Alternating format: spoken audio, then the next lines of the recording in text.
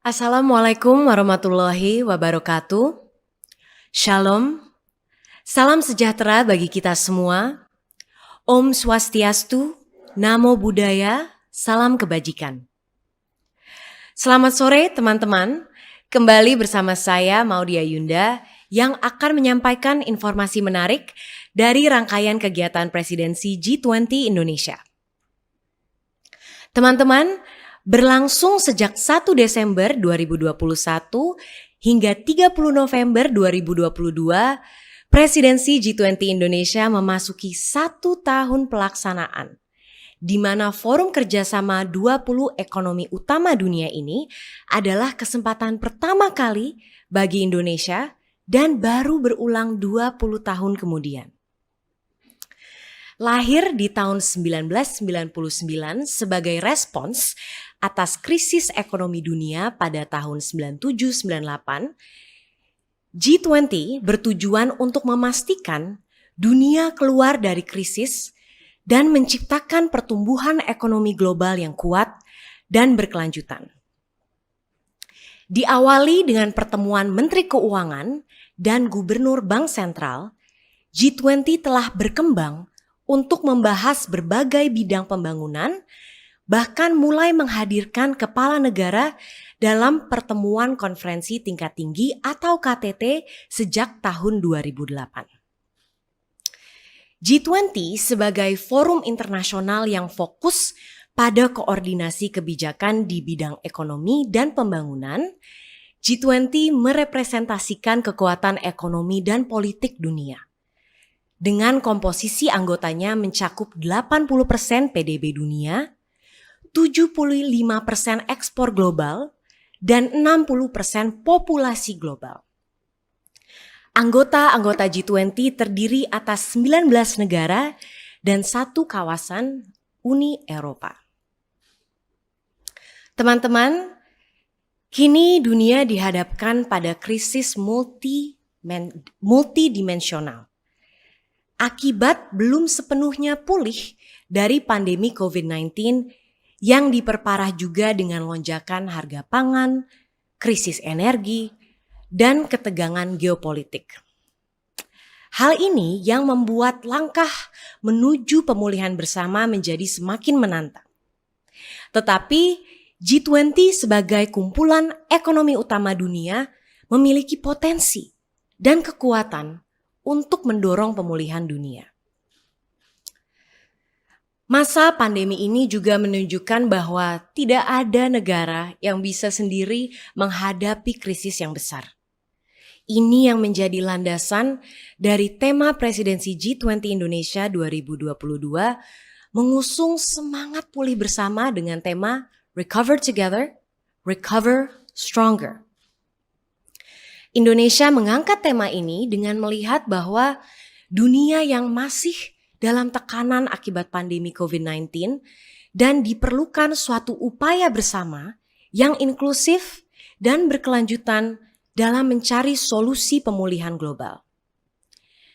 Dalam mencapai target tersebut, 3 sektor prioritas yang dinilai menjadi kunci bagi pemulihan yang kuat dan berkelanjutan menjadi fokus Presidensi G20 Indonesia. Ketiga sektor tersebut adalah penguatan arsitektur kesehatan global, transformasi digital, dan transisi energi. Teman-teman, terdapat 2 jalur pembahasan di dalam G20, yaitu jalur keuangan atau finance track dan jalur Sherpa atau Sherpa Track yang membahas isu-isu ekonomi dan pembangunan non-keuangan. Dan setiap jalur memiliki kelompok kerja yang disebut working groups. Dan ini terdiri dari para ahli dan kementerian terkait untuk setiap agenda prioritas. Bertanggung jawab untuk memimpin analisis mendalam tentang berbagai masalah internasional yang relevan sebagai bagian dari proses pengambilan keputusan G20. Nah, selain kedua jalur tersebut, terdapat juga engagement groups yang merupakan refleksi komitmen anggota G20 untuk berkonsultasi dengan komunitas pemangku kepentingan yang relevan dalam perumusan kebijakan.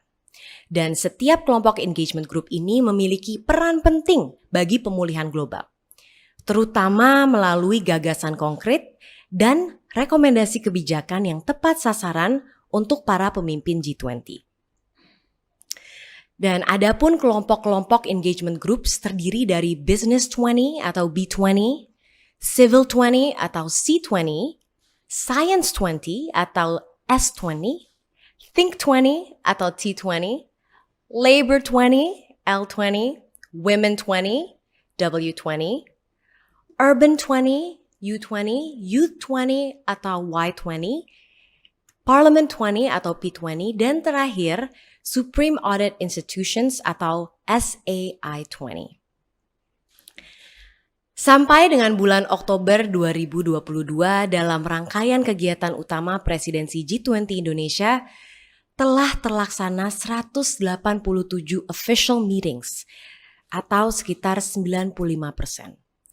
Rangkaian kegiatan tersebut adalah pertemuan tingkat menteri, tingkat Sherpa, tingkat deputy, working groups, dan juga engagement groups, dan telah diselenggarakan di lebih dari 20 kota di Indonesia.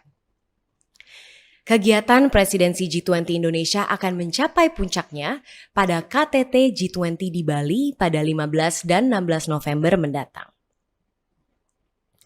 Teman-teman, penting sekali bagi kita untuk bersama menyukseskan rangkaian acara G20 yang tersisa hingga KTT nanti. Karena Presidensi G20 berdampak langsung bagi perekonomian melalui peningkatan penerimaan devisa negara, menciptakan multiplier effect bagi ekonomi daerah lewat sektor pariwisata, perhotelan, transportasi, dan ekonomi kreatif UMKM lokal, dan juga menjadi momentum untuk menunjukkan bahwa Indonesia is open for business. Teman-teman, semua mata akan melihat Bali, akan melihat para leaders. Harapan kita KTT G20 Bali dapat memberikan hasil nyata untuk pemulihan dunia. Mari kita bersama terus merayakan dan mendukung Presidensi G20 Indonesia sebagai generasi muda penerus bangsa. Sampai jumpa di KTT Presidensi G20 Indonesia. Demikian yang dapat saya sampaikan pada kesempatan kali ini.